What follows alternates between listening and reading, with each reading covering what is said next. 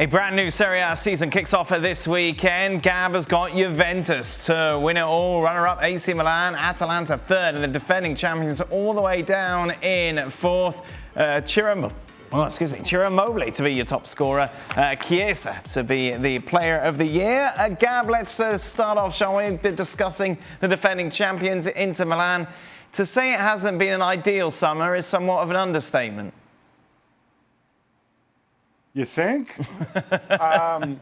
Look, I like all of this comes with a big asterisk, right? Okay. Because the transfer window is still open, and what we know is that Serie A teams, especially now that they're COVID hit and whatever, will likely do a bunch of business late. But that said, if you're Inter, you're replacing Antonio Conte with Simone Inzaghi.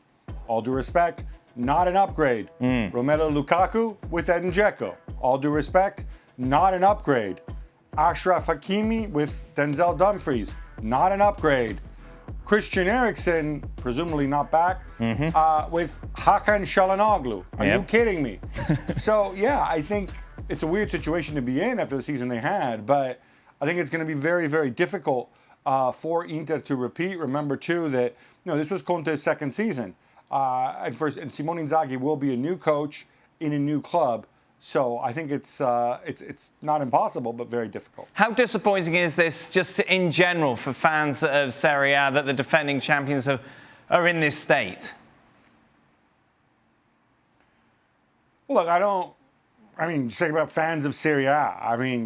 As you know, football fans have a lot of schadenfreude. I think fans of other clubs are going to be like, ha, ha, ha, look at Inter, let's all laugh at Suning, ha, ha. Come on. I think overall for Serie A, it's obviously not a good situation when an owner runs into these problems. And as I reiterated before, yes, Inter were in a bad financial situation before. They inherited a lot of bad debt from a lot of stupid decisions over the years. But they would have been fine if not for the fact that Suning suddenly found themselves in this gigantic cash crunch for reasons that have absolutely nothing to do with the game and have to do with events in China and their parent company and the Chinese government. So, that hit them hard. But Inter tried to be positive. They tried to retrench. They tried to be competitive. There are other people who can step up this year for them, whether it's Lautaro Martinez, who should be getting a new contract very, very soon, Nicolo Barella, for whom the best is yet to come, Stefano Sensi, hopefully, finally fully fit. So there are reasons for why Inter, if all these guys step up, I think Inter can definitely compete, but it is a big ask. Meanwhile, for Juve, it's all about the return of Allegri, isn't it, Gab?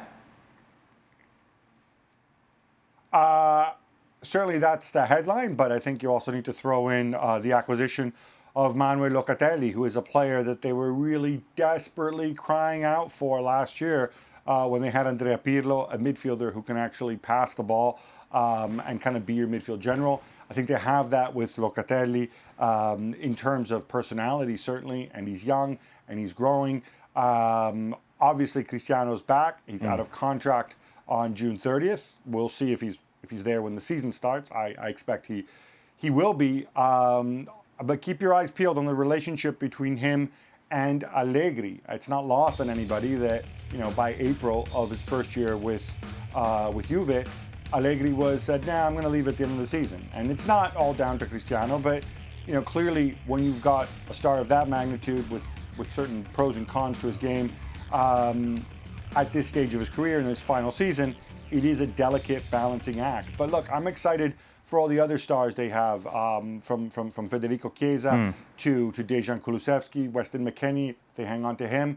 And I think they grew as a team last year in many ways, even though obviously in terms of results, they didn't. Milan, of course, exceeded all expectations last year, top of the table for quite a bit of the season, Gab, and you think they're going to finish second this time round? Yeah, I think they're gonna continue putting their faith in kids. They're on the verge of bringing in Bakayoko, who I think is somebody that they need in midfield, take some of the pressure off of Frank Kessie, who I think felt like he played almost every game last year. They have a really strong midfield with those guys, and obviously Benacer as well, who we've talked about. Calabria is going to face some competition from Alessandro Florenzi, who, of course, hey, look, did I mention? He won the Euros. Did we forget about that? He's coming in on loan from Roma. I think that'll help. And I think Olivier Giroud can take some of Zlatan's minutes. Nobody expects Zlatan to play every minute of every game. It's unrealistic. And so I think it was important to have another big veteran, genuine striker in the mix. And then it's going to be up to the pieces around them. But there's a lot of young players there. This was the youngest team in Serie A last year. And I expect them to continue to grow. And finally, Gab, there'll be more attention, won't there, be put on Roma, considering that new chap they have in charge?